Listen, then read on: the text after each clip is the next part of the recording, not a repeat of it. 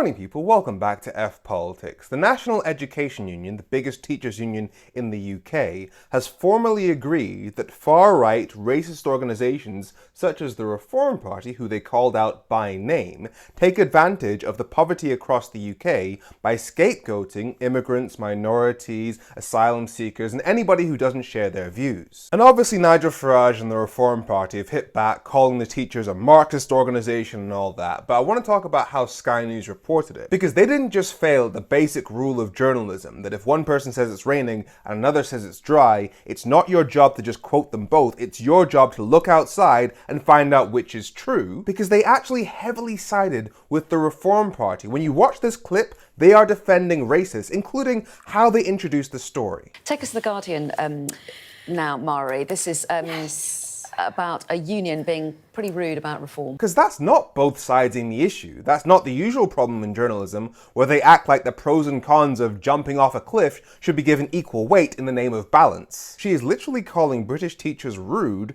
for referring to the Reform Party and Nigel Farage as racist and far right. And it goes on. The difficulty is that many people are going to say, well, if you look at the polls and look at the popularity of reform, would all of those people who are polling to say that they like the Reform Party, they resonate with some of their policy ideas, would they feel comfortable or would they appreciate being called far-right and racist? Because, you know, Nigel Farage probably loves having a row with as he might brand it, a Marxist teaching union, and he can exactly, as you say, what are you calling all my many supporters, far-right racists? And, many of them, it feeds into that debate that they love to have about woke agendas and the education system. And that's the gist of their reaction to this story, literally saying, won't somebody think of the feelings of Reform Party supporters? And again, as a journalist, it is not your job to just quote both sides of the argument. It's your job to give us the truth. So here is the truth. The Reform Party, originally created as the Brexit Party, was set up by a woman called Catherine Blakelock,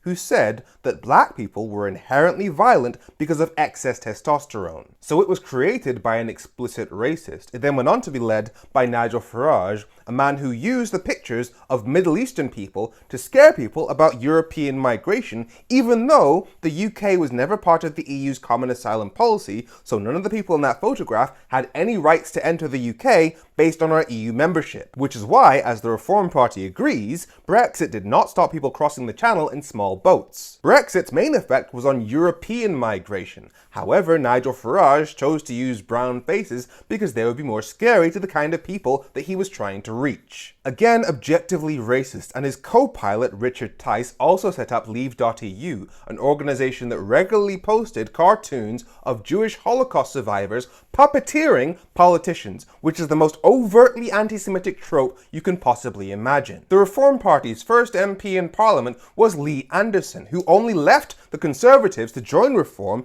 because he was deemed to be too Islamophobic for the Conservatives after accusing Sadiq Khan of being controlled by Islamists. Nigel Farage has been on Sky News to explicitly say that British Muslims hate British values. We have a growing number of young people in this country who do not subscribe to British values, in fact, loathe much of what we stand for. Are we talking about Muslims here?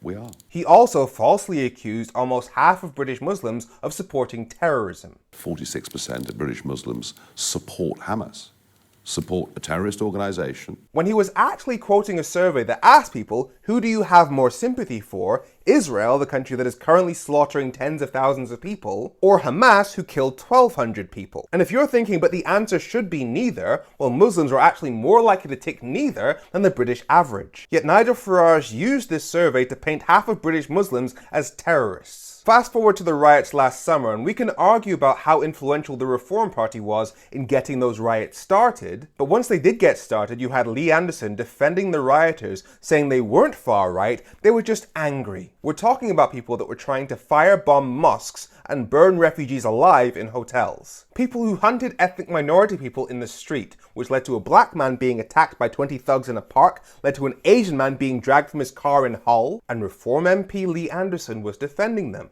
And then afterwards, when the prison sentences started being handed out to the people that encouraged other people to go burn refugees alive, Nigel Farage and Richard Tice were saying that this was wrong because they were just saying nasty things on Facebook. So we've got supporting white supremacist terrorism, being founded by an explicit racist, spreading misinformation about Muslims to paint them all as terrorists, weaponizing brown faces to scare people about European migration, and being responsible for blatant anti-Semitism. Anybody who doesn't call these things far-right and racist is far-right and racist. And yet what does Sky News say about the teachers calling the Reform Party far-right and racist? A union being pretty rude about reform. And yet goes on to make their entire segment about the hurt feelings of the far-right racists. And they will always use that argument. But are you calling everybody who votes reform far-right? Yes. Because what exactly are you voting for? Nigel Farage, the head of the Reform Party, pushed for Brexit for 27 years, saying that leaving the EU would help people out of poverty. And then as soon as he won the referendum, he started saying, Brexit was never going to solve any